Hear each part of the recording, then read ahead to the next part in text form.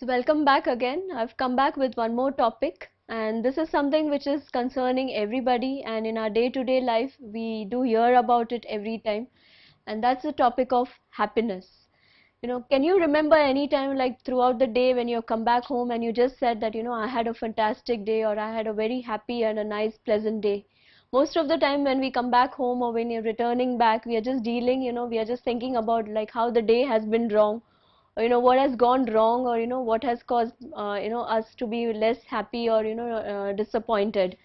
And it's a topic which is very subjective, because every person's idea of happiness is different. For somebody it could be a good position, for somebody it could be a car or a house, or somebody it could be like a vacation, for somebody it could be just family time, or somebody it could be just going out helping others, or maybe trying to make a difference in somebody's life, or just going if you feel somebody is in trouble and all, and whether the person asks or doesn't ask, you go out and help them with a good and pure intention. So the concept of happiness is very subjective, and therefore you might see that sometimes people who have the best of resources, they may not be happy, and people who do not have the best of resources, you can see that they are being really happy, they are really able to carry forward in their life in the best possible way.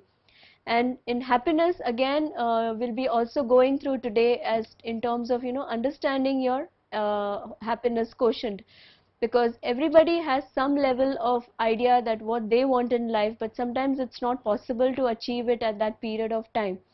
So at least if we are aware what is of importance or priority, then we can start doing things which we can incorporate in our day-to-day life and start becoming more happy about it. So happiness is not just about today doing and understanding what is the definition of happiness, but we'll be also going through understanding your happiness quotient. We'll also go through what are the ways in which you can create happiness in your life, and how is happiness related to your 5 sectors, that is your work, health, relationships, your involvement, and the overall satisfaction in life. So let's go through this our journey into the slides of what is happiness. So I would like you to just have a look at this slide. What exactly is happiness? Okay. Let's say you're all sitting down and seeing this video, and suddenly the light goes off. What's the first thing which would come to your mind? You would be a little bit upset, sad, you might be disappointed. Definitely the circumstance has changed, but what doesn't change is your way of thinking or looking at the situation. Maybe you could say that this time was not fit for me to see the video, and therefore let me do something else till the light comes back. Or you keep on sitting and brooding and feeling upset till the light comes back. By the time your mood has gone completely to watch this video. So basically when we say happiness, it is a positive state of well-being, and secondly, it is a state of mind and not circumstances. So in whatever circumstances you are, whether you're watching a TV program, your favorite program, and the light goes off, or you go out to a restaurant to eat and suddenly you find that it's closing down and they cannot take your order, or maybe you call up your friend and the friend is not picking up the phone. Whatever be the circumstance or the situation, the way you look at it and the way you keep yourself positive determines your level of happiness. The second is, it's a healthy psychological functioning. You're not blaming, you're not criticizing, you're not feeling guilty. Oh, I didn't call my friend for such a long time, therefore she is not picking up the call. Oh, I should have reached on time, therefore then the restaurant would not have closed down. You're not blaming yourself, you're not blaming circumstances, you're not criticizing others, but you're taking the onus and the responsibility of creating the happiness which you want, and by keeping yourself in a more positive frame of mind.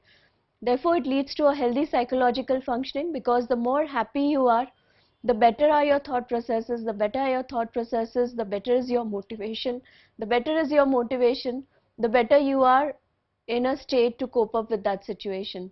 So all these things are completely related. Later, it's also enduring that positive state of mind or feeling characterized by contentment, love, satisfaction, pleasure, or joy. When we look at this statement, it is basically that you are yourself in a balanced state of mind. Just look at this, if you are into a sea and the ship is constantly rocking, you would not feel comfortable. When you're traveling by a ship on the sea or maybe by airplane, there is a steadiness.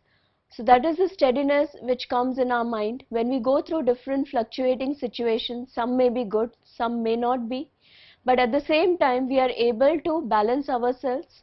We are able to maintain that same kind of contentment, satisfaction, joy, or care or affection which we have within ourselves, and not let it get affected by the circumstances.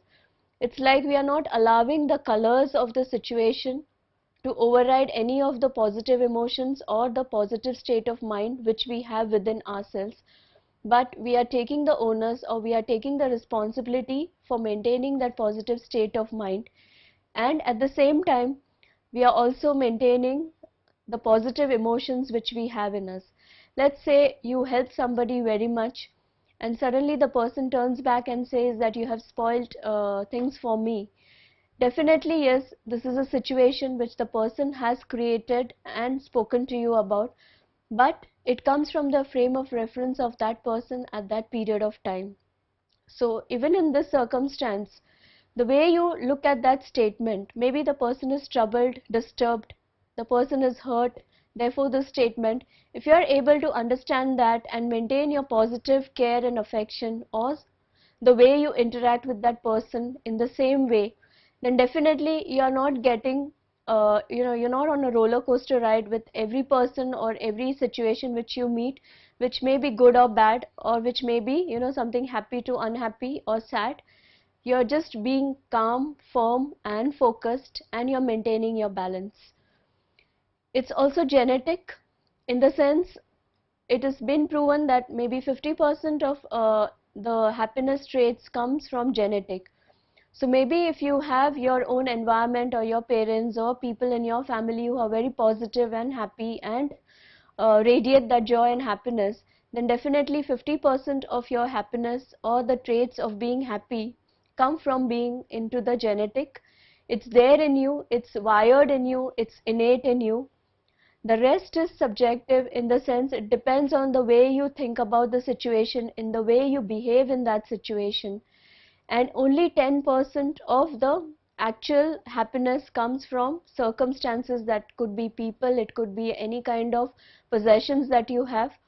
So it's always subjective, because for somebody happiness could mean getting a big position in an organization, for somebody it could mean helping someone, for somebody it could be just that they have made a difference in somebody else's life and brought a smile on their face. For someone else it could be that somebody needs your help, and whether they tell it or not, you just go out and help them, and you just do it with a very open and pure mind. For some it could be helping the pets, for some it could be spending time with family, for some it could be enjoying a sport or a hobby. So it's always subjective, it always depends on the personal like of that person, as well as what the person is interested in doing and what the person feels satisfied in doing about. So if you go to see, happiness in a kind of a nutshell is where you're more positive throughout. Even in difficult circumstances, you're maintaining your balance. It's also very healthy, because you're able to understand the situations in the right perspective and not blame or criticize yourself or others, or maybe feel guilty, or consider yourself as a failure or not being able to handle it. At the same time, it's also keeping you alive by making you feel connected with your positive emotions and the ability to interact with others.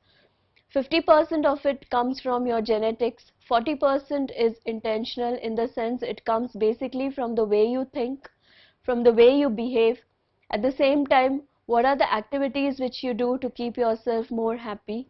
And it is subjective. For everybody, the definition of happiness changes.